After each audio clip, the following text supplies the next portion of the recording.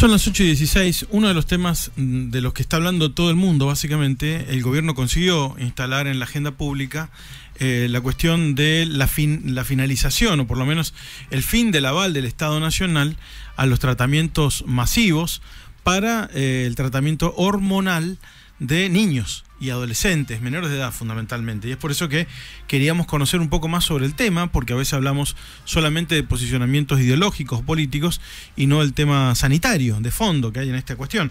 Y está en línea el doctor Pablo Ferrada, que es un médico endocrinólogo. Buen día, ¿cómo le va, doctor? Buen día, un saludo a todos. Bueno, un gusto saludarlo y nos viene como anillo al dedo, básicamente porque usted es responsable del laboratorio del consultorio de hormonización de personas transgénero en el Hospital Central de Mendoza. ¿Cómo reacciona Mendoza, cómo actúa Mendoza frente a personas que tienen esta necesidad, esta demanda? ¿Qué tiene el gobierno de Mendoza? Ya hemos dicho que el gobierno de la provincia de Buenos Aires tiene centros específicos de hormonización, 147 en total. ¿Qué pasa aquí? Bien, nosotros estamos trabajando en relación a la Ley de Identidad de Género hace ya más de 10 años, justamente a partir de su promulgación. Inclusive en el año 2014 Mendoza adhiere a la ley con una ley provincial que sigue los lineamientos de la ley nacional, y desde entonces estamos trabajando fundamentalmente en 2 centros asistenciales de mayor concurrencia, tanto para personas menores de edad, como es el Hospital Noti, y personas de a partir de 15 años, como es el Hospital Central, que es donde yo me dedico.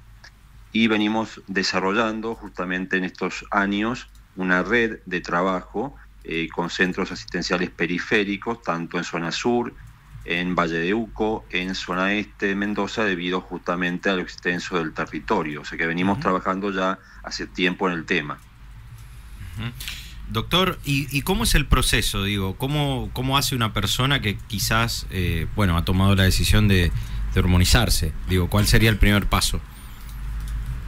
El primer paso es el paso de la consulta, cosa que parece menor para cualquiera de nosotros que va a una consulta médica por algún control, por alguna dolencia, pero en población trans no es algo que hasta la ley de identidad de género fuese habitual, a tal punto que para nosotros los especialistas, en su momento la formación, tanto en pre como en posgrado, en relación a tratamiento hormonal, era inexistente o nula.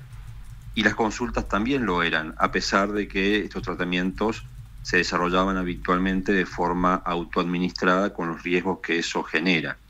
El ya tener un lugar de consulta, un lugar en donde la persona va a ir a asesorarse y eventualmente iniciar o no un tratamiento hormonal, es un primer paso que consideramos fundamental. En esa primera consulta, la persona es abordada en forma completa. Inicialmente vamos considerando sus antecedentes personales de salud, para finalmente abocarnos en el interrogatorio a lo que es el desarrollo de su identidad de género. Y ahí es donde también hay que detenerse un segundito, porque nosotros cuando hablamos de identidad de género, hablamos justamente de esta vivencia que tiene la persona, por un lado interna e individual, respecto a su género. Y no necesariamente hablamos de sexo ni de genitalidad, con lo cual es algo un poquito más complejo, porque, y esto lo aclaro porque en estas últimas 48 horas la verdad que han habido muchas palabras que se están utilizando que creo que por ahí no corresponden ni siquiera considerarlas como tal. Cuando nosotros hablamos de sexo, hablamos específicamente de lo que es un sexo biológico, un sexo cromosómico, un sexo por genitales. Pero el género, que sería el término probablemente más correcto en utilizar, es más amplio a ello, o sea, incorpora al sexo, pero también incorpora todo lo que es el contexto social de esa persona. Entonces nosotros evaluamos que justamente la consulta surja a partir de un proceso de historia de vida de esa persona, y no indicamos claramente hormonas a aquella persona que nos plantea que desde ayer siente un género distinto al nacer. O sea, esto es un proceso que tanto lo vemos en adultos como en menores. Usted se refería a la declaración del presidente, que dijo que se producen amputaciones de genitales. De todos modos, la hormonización es una amputación química, de alguna forma, ¿no? Se puede decir que dejan inútil a organismos, a órganos del cuerpo humano a través de la hormonización. Bien, ese es otro punto que también yo discuto mucho de las declaraciones. A ver, primero que las cirugías, tanto a nivel pectoral para feminizar o masculinizar un tórax, o a nivel genital, son procedimientos que en la práctica médica no se desarrollan antes de los 18 años. Bien. Sin embargo, aquí en esta propuesta de modificaciones se insiste mucho justamente en esto de la amputación, entiendo yo, fundamentalmente genital, en menores de esa edad, cosa que en la práctica clínica, en la práctica médica, no lo realizamos. Segundo, tiene que ver con esto que también escuché en algunas de las declaraciones, hablar de genitales o de una corporalidad saludable y sana. A ver, una persona transgénero no ve necesariamente a sus genitales o a su corporalidad. Cuando hablo de corporalidad hablo del desarrollo mamario, de la tenencia o no de vello corporal, de los cambios en la voz cuando la persona se desarrolla en la adolescencia. No los ve como algo saludable, porque justamente esa persona trans es una persona cuya identidad de género se contrapone con esos cambios que naturalmente se están dando por su desarrollo puberal. Entonces ya estamos hablando de un proceso que, si no se realiza, va a llevar de forma inexorable a procedimientos posteriores más complejos. ¿Qué quiero decir con esto? Cuando vos tenés un paciente que consulta en una etapa pediátrica, nosotros no iniciamos tratamiento hormonal hasta que no inicia su desarrollo puberal. Su desarrollo puberal se inicia a partir de los 10, 11, 12 años, dependiendo la velocidad de desarrollo de esa persona. Con lo cual, primero, que no estamos tratando niños, estamos tratando adolescentes, o sea que tenemos que usar términos como corresponde, porque si no, esto genera dudas en la población. Segundo, que ese adolescente que comienza a desarrollarse como varón, porque así su designación al nacer lo establece, comienza a tener lo que hemos tenido la mayoría de los varones, que son cambios en el tono de voz. El tono de voz masculino difiere del tono de voz femenino, y una vez que los cambios se han generado, esos cambios son irreversibles, con lo cual esa persona va a vivenciar su vida entera con esa voz masculina, a pesar de ser una persona con una identidad femenina. Para cualquiera de nosotros probablemente eso sería algo menor. Hemos estado en algunos momentos con alguna disfonía, hemos estado en algunos momentos con algún malestar en nuestro tono de voz, pero claramente para una persona que todos los días tiene que levantarse y asumir un rol de género, no es algo menor.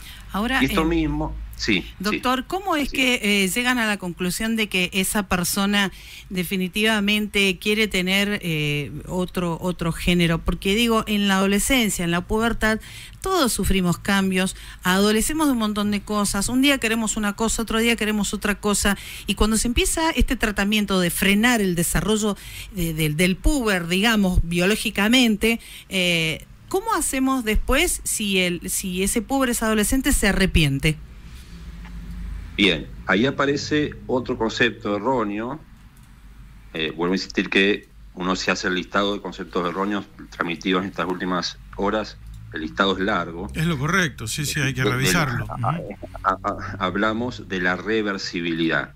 El tratamiento que se realiza en la adolescencia, que sería hoy el que se pone de alguna forma en discusión en base a estas modificaciones, al igual que el tratamiento que se pone en juego en el adulto, es un tratamiento reversible, siempre quitando el tema de la cirugía, que por supuesto cualquier cirugía que nosotros no hagamos en nuestro cuerpo es irreversible.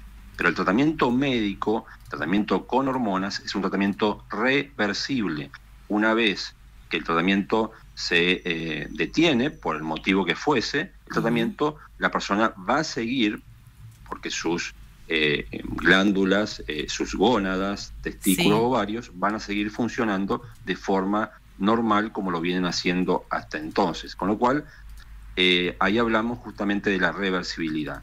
Yo siempre digo que el desarrollo de la identidad de género, primero, no es algo que inicia a los 18 años. O sea, nosotros no llegamos a los 18 años y de ahí en más decimos somos un varón, somos una mujer, sino que es algo que se desarrolla de etapas mucho más tempranas, en donde ni siquiera se pone en juego cuestiones hormonales, porque nuestro cuerpo comienza a funcionar, entre comillas, hormonalmente a partir del desarrollo puberal. Sin embargo, la identidad de género de un niño se empieza a desarrollar desde la edad inclusive en la cual comienza a tener lenguaje y comienza a tener participación con el resto de las personas que la rodean. Y eso es lo que yo hablaba de evaluar el proceso. Nosotros no estamos planteando, y no lo hemos hecho a lo largo de estos 10 años de la identidad de género, y tampoco se hace en ningún lugar del mundo desde más de medio siglo, tratar a una persona hormonalmente cuando observamos que ese proceso de identidad de género incongruente no es un proceso que ha llevado tiempo y ha llevado toda una serie de hitos, de cambios, por los cuales consideramos que el tratamiento hormonal es beneficioso. Es verdad, uno podría plantearse que en la adolescencia todos tenemos crisis en nuestra personalidad inclusive, y dentro de eso aparece también en muchos dificultades para establecer su orientación sexual, por ejemplo, su rol de género, pero ahí justamente es donde tenemos que nosotros trabajar de forma preventiva, sobre todo para evaluar conductas de riesgo que puedan significar que aquella persona que no se identifica con el género con el cual nació, termine con una conducta autoagresiva por justamente esa incongruencia que lo pone en riesgo inclusive de vida. Ahora, doctor, si es reversible quitando el tratamiento hormonal, ¿quiere decir que la persona que decide hacer este cambio y hacer la hormonización para poder mantener el género que quiere, tiene que seguir medicada toda la vida? Exactamente. El tratamiento hormonal, sobre todo el que realizamos en el adulto, porque el que realizamos en el adolescente es un tratamiento temporal. El bloqueo del desarrollo puberal es un tratamiento temporal. El tratamiento que dura, digamos, lo que dura ese periodo de la pubertad. El tratamiento en el adulto, sí, para lograr los cambios que se establecen, digamos, con el tratamiento hormonal y mantenernos en el tiempo, requerimos un tratamiento de forma prolongada. Prolongada significa para toda la vida. Uh-huh. Hoy, psicológicamente un chico de 8 años, como estábamos leyendo, yo leía más temprano en la página del Gobierno de Salud del Gobierno de la Provincia de Buenos Aires, que había muchas consultas de chicos a partir de los 8 años. ¿Un chico de 8 años puede ya tener claro que quiere cambiar de género? Bien, ahí también hay un punto. ¿Por qué? Porque el número de consultas es verdad que es amplio, y a medida que estos temas se han visualizado, digamos, en los medios de comunicación, inclusive en series de televisión, en novelas, etcétera, se ha hecho justamente mucho más nombrado, inclusive en nuestras casas, en las escuelas, y las consultas han llegado al respecto, son numerosas. Sin embargo, el número de pacientes que inician un tratamiento de bloqueo de desarrollo puberal y que luego continúan o no con un tratamiento en el adulto es un número mucho más acotado y pequeño que el número inicial de consultas, ¿sí? En ese periodo de tiempo en el cual la persona se encuentra todavía inclusive desarrollando sus estudios, finalizando sus estudios primarios o iniciando sus secundarios, es muy importante trabajar justamente con el entorno familiar para ver qué vivencias están teniendo al respecto de eso, y el entorno escolar, porque si no tenemos lo que hoy tanto escuchamos, como es, por ejemplo, el desarrollo del bullying, a partir de una persona que no logra encajar en lo que correspondería según las pautas sociales, digamos, de vestimenta, de lenguaje, de roles. Eso es lo que se trabaja fundamentalmente ahí. O sea que en una primera instancia antes del desarrollo puberal no hay ningún tratamiento médico, ni hormonal, ni quirúrgico. Y los tratamientos quirúrgicos se desarrollan después de los 18 años, con lo cual esta discusión que se genera con respecto al artículo 5 de la identidad de género realmente es una discusión que no tiene un fundamento científico claro. Y es ahí donde podemos discutir, digamos, el porqué de estas discusiones. Doctor, y por otra parte, le consulto por los costos, porque también creo que la discusión equivocada, sobre todo desde el discurso, si se quiere, me parece que el gobierno la plantea por los costos que esto implica. Primero, ¿la Nación aporta a este programa en la provincia de Mendoza o solo lo banca, lo financia el gobierno de nuestra provincia, por ejemplo? Bien, a lo largo de todos estos años, los recursos en el área hormonal, digamos, que eventualmente serían los de mayor costo, porque los recursos en cirugías, que vuelvo a insistir, se hacen en adultos, son recursos humanos que los tenemos en los hospitales y no así recursos materiales, se ha estado financiando en forma conjunta por nación y por la provincia, dependiendo del momento. O sea, se establece como un pool combinado de ambos, ¿sí? Eso a lo largo por lo menos de estos años. Hasta ahora es lo que tenemos así. Y lo otro es en el ámbito privado de la salud, en el ámbito de coberturas médicas, obras sociales y prepagas. Sí, que por ley lo cubren, claro. Por ley lo cubren. Ahí tenemos la inclusión en el plan médico obligatorio y la cobertura de la misma. Perfecto. Bueno, en todos estos temas creo que hay un punto de racionalidad, que es comprender que una cosa es que esté el servicio disponible para aquellas personas que realmente lo necesitan, y dos cosas muy diferentes son promoverlo para que todo el mundo cambie de género por razones ideológicas, o rechazarlo por razones religiosas o de conceptos personales, ¿no? Entonces me parece que en esto hay que saber si Mendoza tiene una promoción del cambio de sexo o simplemente tiene un servicio, ¿no? Yo creo, como especialista en la temática y habiendo participado en los últimos años en procesos de educación, por ejemplo, de recursos humanos en salud, en la Facultad de Ciencias Médicas.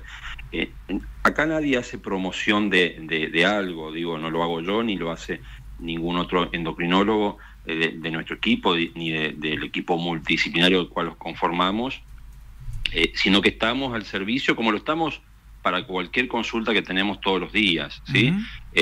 Por supuesto, uno puede promover en la población, por ejemplo, los buenos hábitos, porque sabemos que los buenos hábitos previenen el desarrollo de enfermedades y complicaciones.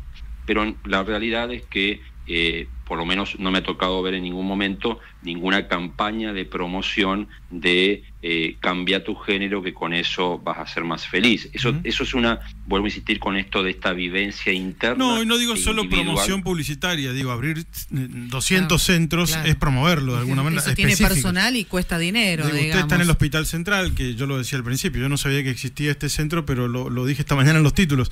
Está muy bien que un gobierno ponga a disposición de su población una asistencia para esto, porque una persona que se ve atrapada en una situación sin salida puede tomar la peor de las decisiones, ¿no? Así que me parece clarísimo que Mendoza está en un punto de racionalidad, ¿no? Sí, yo creo que este término que vos utilizas de racionalidad es un término correcto. A ver, y la conformación de una red de trabajo a nivel provincial es algo totalmente necesario. Si vos tuvieses que ir a hacerte ver viviendo, no sé, en Malargüe por una faringitis a Mendoza, o en Mendoza por un proceso renal a Buenos Aires, claramente verías que eso no está bueno, porque las distancias, los tiempos no son los convenientes. Esto es exactamente lo mismo. A ver, las personas que nos dedicamos a esto no estamos destinadas 100% de esto y esperando que pase el rato para irnos a la casa de nuestro trabajo porque no tenemos otra cosa que hacer.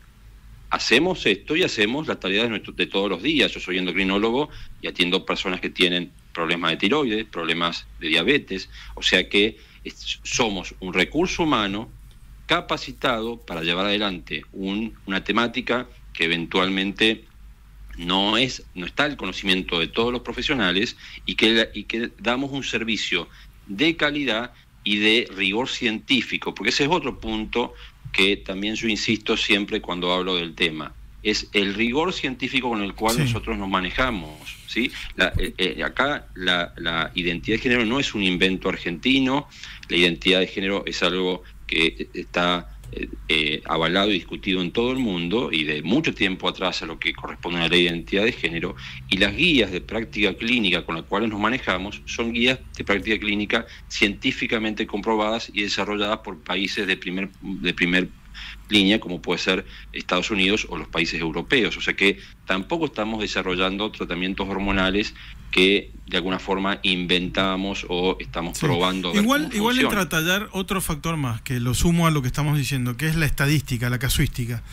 Es decir, un tema que no tiene gran demanda tampoco puede tener grandes centros en Malargüe, San Rafael, Alvear, Tunuyán. ¿Cuántos son los casos que se dan por año de consultas y de cambio concreto? Mira, y te voy a hablar de personas de más de 15 años porque es lo que yo tengo como dato más preciso en virtud a mi función como médico de adultos. En la actualidad nosotros estamos conduciendo el tratamiento hormonal en aproximadamente 1.000 personas, tanto varones como mujeres trans, a partir de los 15 años en adelante, porque el Hospital Central a eso se dedica. Esas 1.000 personas están distribuidas, como está distribuida la población en Mendoza, en cada una de las regiones sanitarias. Claramente el Gran Mendoza es la que más números se lleva. Tengamos en cuenta que en el último censo 2022 en Argentina se incluyó una pregunta en la cual uno podía contestar si su identidad de género era concluyente o no con su género asignado al nacer. ¿Por qué hago referencia a esto? Porque la realidad es que hoy es lo más importante que tenemos en estadística a nivel nacional.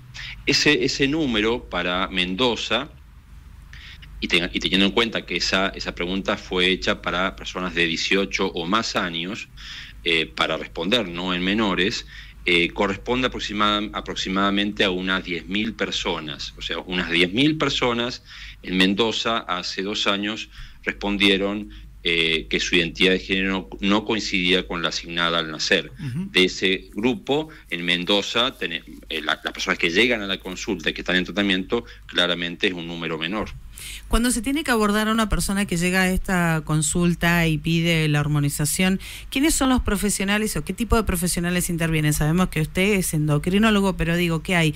Psicólogos, psiquiátricas, las consultas, clínicos. ¿Cómo se forma el equipo para analizar cada caso?